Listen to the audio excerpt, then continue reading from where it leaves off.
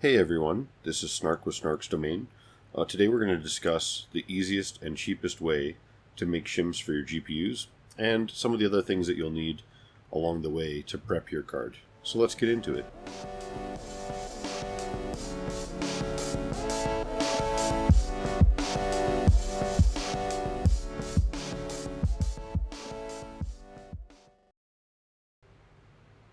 Alright, so what I've been using for my copper shims up until now has been 16 gauge copper that I buy locally at a brick and mortar store.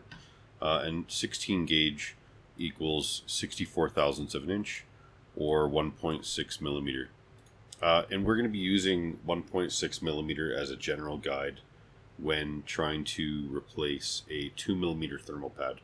If your video card requires a smaller thermal pad, you're not going to be able to use 1.6 millimeter shims. You're going to have to go probably do like a 1 millimeter shim if it requires like 1.5. You never want to go more than 80% of the designed thermal pad, which I mean that goes all over the place depending on which cards you guys are looking at, but generally it's going to be 2 millimeters for most cards, but not all. But today we're going to be looking at the easiest way to make shims without having access to tons of power tools or even like a local metal store.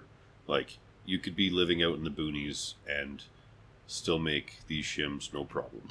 So today we're going to be looking at 1/16 inch aluminum, which measures 1.58 millimeters. So just a little bit smaller. Actually, it's even safer to use this than 1.6 millimeters technically. So that way you're not going to put any pressure on the PCB. Now, if you're in the US, if you don't have a local hardware store that would have this stuff, you can go online to Metals Depot or probably Amazon, maybe, I don't know. And you can sort by 16th inch thick by 1/2 inch wide. And you can either buy it in 4-foot lengths for $6 or 8-foot lengths for $10. And that's going to do a lot of cards. If you're in the UK, you can go to Aluminium Online. And for those of you that didn't know, that's how you spell aluminium in English proper. So 1/2 inch is actually 12.7 millimeters. And our GDDR6X measures 12 by 14 millimeters.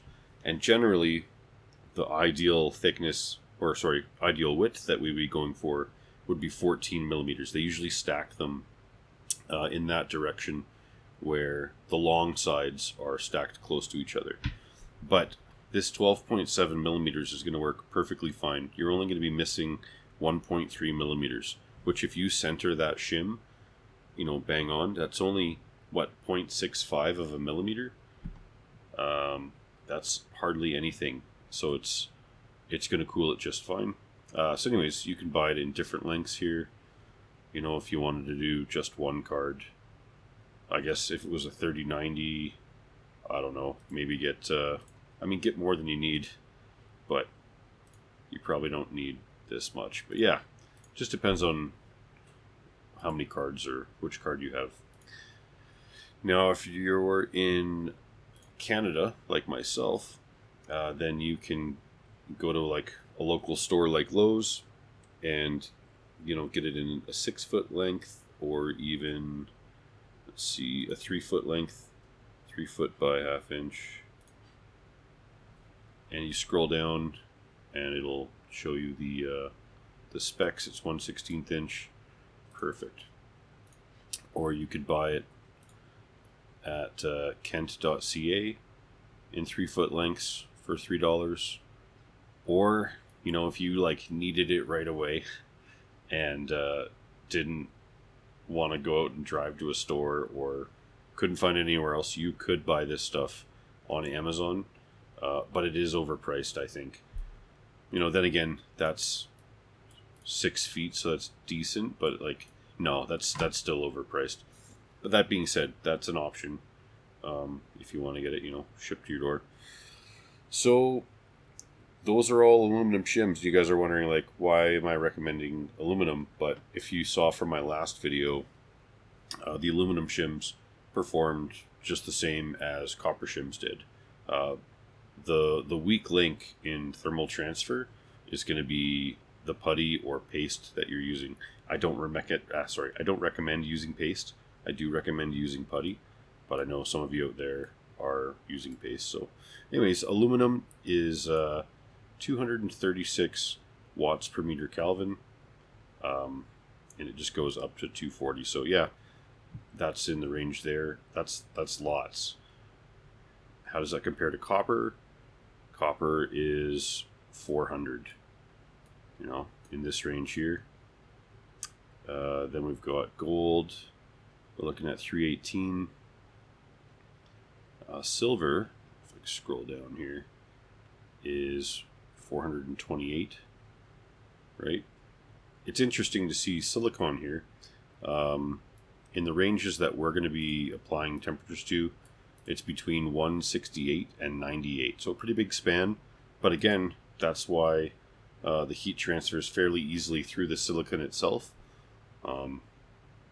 Yeah. Now to cut it to length, you're just going to get like a mini hacksaw. You know, if you don't have like a bandsaw or a chop saw. Actually, the chop saw is kind of dangerous. I'm probably not going to use it too often anymore if I don't have to. You can, get something like this that takes replaceable blades, just like a hacksaw blade with the fine teeth, right? And you can even buy a big stack of replaceable blades, and that way you can just take your measurements and just cut it to length. And then all you need is either some sandpaper or a water stone is what I use. But if you don't want to buy a water stone, you could go to your local store, just get sandpaper. I like wet sanding, but it's up to you whether you want to use water or not. If you wanted to get a hone, here's a really cheap one from Amazon Basics with 400 grit and 1000 grit, so that would work fine. One thing to remember with a hone is that as you use it over time, the surface is going to not maintain being perfectly flat. It's not really going to matter too much if you're not sharpening something like a straight razor, but or even kitchen knives, you kind of want it to be fairly flat then. But if we're just doing these small pieces of aluminum, it'll work just fine. And then you're also going to want to buy some Kapton tape or polyamide heat resistant tape.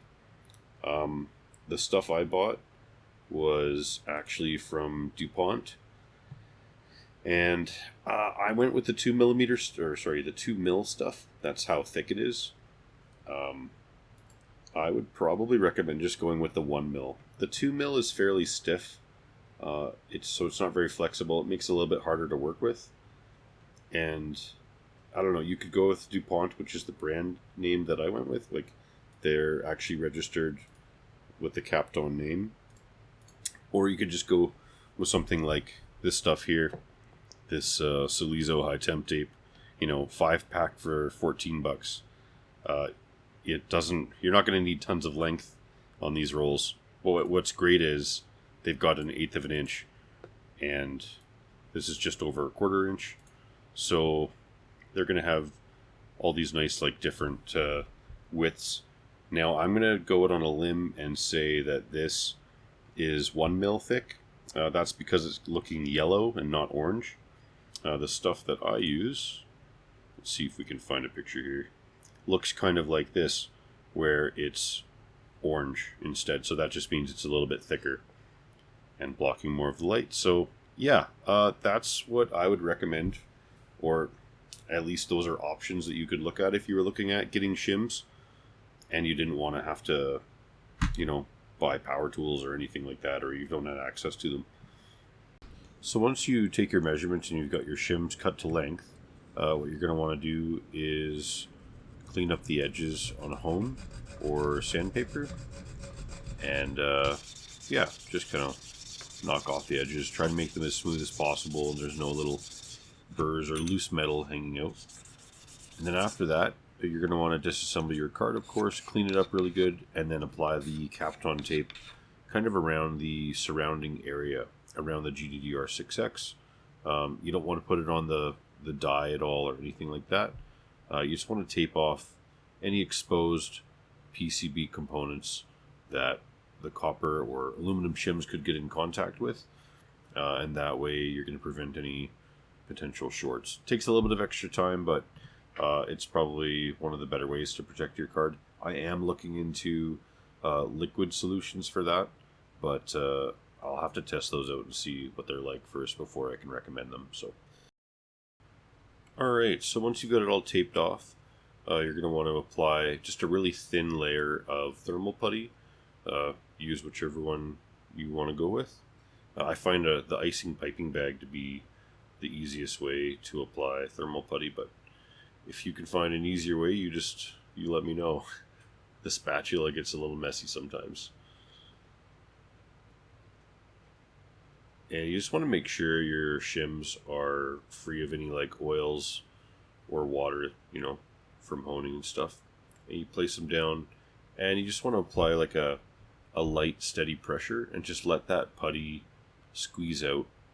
And you can always scoop that up with a little spatula afterwards if you want to.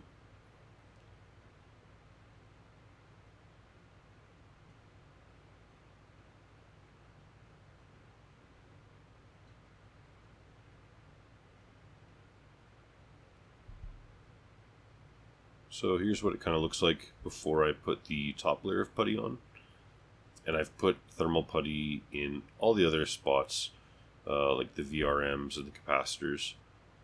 This is easily just as good as stock thermal pads on most of these cards, if not better. A lot of times it is better. And now I'm going to be applying a thin layer to the top of the shims. And again, it doesn't need to be very thick. I think I went overboard on this card. I made it a little too thick. So, not that that's bad, it just kind of wastes putty. And, yeah, you don't want to waste putty. One thing to note, don't use thermal putty on the GPU die. This was done as a test. I'm actually still running this card, but it's running a few degrees hotter than it would with thermal paste. And that's because putty is going to be thicker, right? It's more viscous, so it's harder to get pressed out between the die and the cold block, so the cold plate. Alright, so then you just want to reassemble your card, connect your connectors, press the card down with some gentle pressure, and then tighten your tension bracket, doing the star pattern, each screw a little bit at a time to tighten it gradually. That way it makes even contact with the cold plate and the GPU die. And then just finish tightening up the rest of your screws. So that's it for this video. Hopefully you guys found it useful, and I'll catch you guys on the next one.